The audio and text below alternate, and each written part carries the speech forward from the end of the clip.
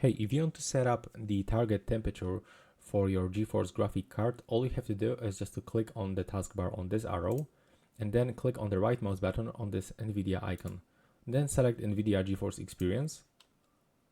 Now from here, we'll have to click on this green icon to open the in-game overlay and then select performance.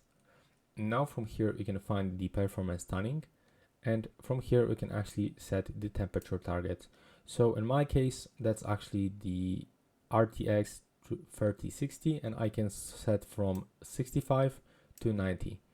That's actually the Celsius, that's not in the Fahrenheit. But yeah, that's how it looks in my case. So you can also tell me in the comments if it actually looks a little bit different in your case.